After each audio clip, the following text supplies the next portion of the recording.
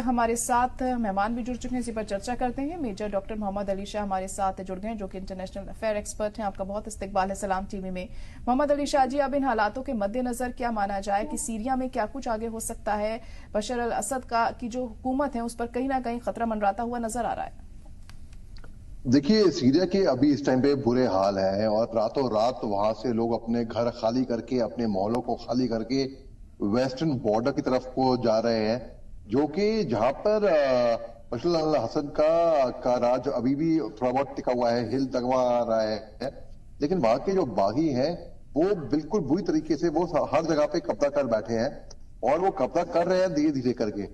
इसको मैं एक तरीके से लीबिया पार्ट 2 में देखूंगा, या जैसे कि अफगानिस्तान में जो हुआ था 15 अगस्त 2020 में, जब अफगानिस्तान की सेना वहां से चली गई थी तो तालिबान आ गई थी वहां पे सरकार, और बल्कि अफगानिस्तान की सेवा की अमेरिकन सेवा मेरा मतलब है।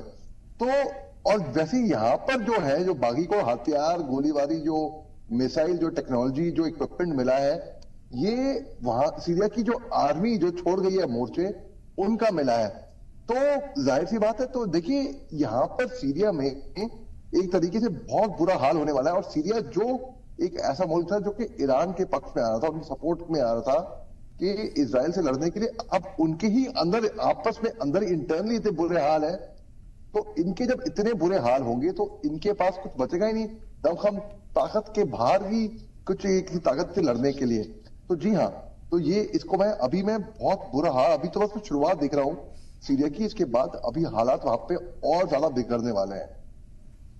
जी बिल्कुल। तो अब देखिए, दारा शहर पर भी कंट्रोल कर लिया गया है, जबकि बागियों ने दूसरे अहम शहरों को भी उसके कब्जे से छीन लिया है। तो ऐसे में क्या लगता है कि क्या कोई फर्क पड़ेगा वहां पर? जो आवाम है उसकी तरफ से क्या रुख हमें देखने को मिल सकता है? कहीं ना कहीं दिक्कतें उनके सामने भी पेश आ रही होंगी जाहिर तौर पर। जी, आवाम को दिक्कतें बहुत ज्यादा पेश आ रही हैं, क्योंकि बागी ने जितने भी शहर है, चाहे हवा हो, चाहे कहीं पे भी हो, वहां पे कब्जा पूरा उनका वहां पे ठोस जम बैठा है। वहां की सरकार जो है वो सत्ता पलट होएगा वहां पे, 100% होएगा। और वहां की सरकार जो है वो बिल्कुल वो वहां की मिलिट्री आर्मी ने तो वहां पे मुझे छोड़ दी चुके हैं। तो अभी मुझे लग रहा नहीं है कि उनके अंदर ऐसा दमखम है कि वो वहां पे वो टिक पाए।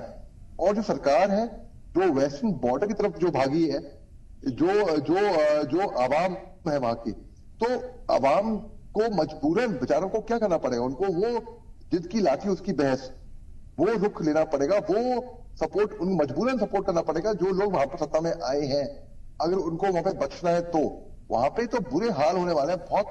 जैसे कि सिविल वॉर हमने कुछ टाइम पहले हमने सूडान में देखा था, एक सिविल वॉर, हालांकि दो पैरामिलिट्री के फैक्शंस के बीच में हुई थी वो। और मगर इसको डेफिनेटली मैं एक पैरेलल ड्रॉ करूंगा इसको लीबिया से। जी जी। तो दूसरे मुल्कों का क्या रुख ऐसे में हमें देखने को मिल सकता है? कि अमेरिका की इन्वॉल्वमेंट से कुछ चीजें अलग हमें देखने को मिल सकती है आने वाले दिनों में? क्या रुख रह सकता है अमेरिका का ऐसे में? जी, देखिए, डोनाल्ड ट्रंप साहब ने शुरुआत में कह दिया था कि अगर वो सत्ता में आएंगे तो फिर जितने भी वो युद्ध है इनको रुकवा देंगे। और वो उन्होंने मेरे ख्याल से एक अल्टीमेटम दे रखा है। मेरे ख्याल से वो लाइन है, वो डेडलाइन है 20 जनवरी की। उन्होंने कहा अगर ये यहाँ पर मिडल ईस्ट में हालात नहीं सुधरे, अगर जंग नहीं रुका, हालांकि वो इसराइल की बात कर रहे थे, तो बहुत तहस नहस मचेगी मिडल ईस्ट में, बहुत वहां पे उनकी बर्बादी मचेगी। और अमेरिका का मैं रुख ऐसा देख रहा हूं कि अभी फिलहाल अमेरिका इसके अंदर डायरेक्ट इन्वॉल्वमेंट करना नहीं चाहेगा। वो वेट वॉच करेगा, वो देखिएगा कि हालात किस तरीके से कैसे तब्दील हो रहे हैं उस हिसाब से। और जो ईरान है और जो रूस है वो उन्होंने दोस्ती कर रखी है, क्योंकि वो लॉजिक है ना, दुश्मन का दुश्मन दोस्त। तो वो एंटी अमेरिका इनके सेंटिमेंट होंगे। हिजबुल्लाह जो है वो सपोर्ट कर रहा है कि सीरिया के अंदर जो हो रहा है, जो तो हिजबुल्लाह का, बल्कि लेबनान का, ईरान का, इन मुल्कों का अभी फिलहाल जो रोल है, इमीडिएट रोल है। अमेरिका का अभी फिलहाल वो भाग भाग के चलेगा, क्योंकि एक नई सरकार आने वाली है डोनाल्ड ट्रंप साहब की, और फिर वो अपने हिसाब से फिर वो पॉलिसीज वहां पे बदली होंगी और वहां पे कई तब्दीली आएंगी। तो अमेरिका भापेगा पहले और उस हिसाब से अपनी कार्रवाई करेगा। जी बिल्कुल। अब देखिए हालात लगातार जैसे मिडिल ईस्ट में खराब होते जा रहे हैं। एक तरफ तमाम बातें की जा रही थी जंगबंदी को लेकर, लेकिन अब जंगबंदी तो दूर की बात है और दूसरे मुल्कों में भी अब इस तरह की चीजें सामने आ रही हैं। ऐसे में तो स्थिति और ज्यादा खराब हो सकती है आने वाले दिनों में। जी जी बिल्कुल जरा जी, आपने बिल्कुल एकदम दुरुस्त फरमाया। और वहां पे बहुत ज्यादा खराब, क्योंकि भारी मुल्क तो भारी मुल्क, आप भारी की ताकत से बाहरों की चीजें तब सुधारोगे जब आपका घर अपने ऑर्डर में होएगा। अब सीरिया के अंदर उनका ही घर अभी ऑर्डर में नहीं है, उनको ही इतनी दिक्कतें आ रही हैं, तो बाहर तो वो कुछ कर नहीं पाएंगे। तो जी हाँ, इसमें हालात बहुत ज्यादा खराब होने वाले हैं। अगर हम सोच रहे हैं कि लोग बेघर हो गए और बहुत बुरा हो गया, तकरीबन 500 लोग तो तकरीबन अब तक मारे गए हैं इसके अंदर। तो इसको मैं अभी बस शुरुआत देख रहा हूँ। अभी और ज्यादा बुरा वक्त आने वाला है यहाँ पे, बदकिस्मती से वो बड़े दुख से ही कहना पड़ रहा है दादा जी। जी, तो ऐसे में लग रहा है कि सीरिया लीबिया 2 बनता जा रहा है यहाँ पर, लेबनान 2 की तरह स्थिति हम देख रहे हैं वहां पर, अगर यही हालात रहे तो।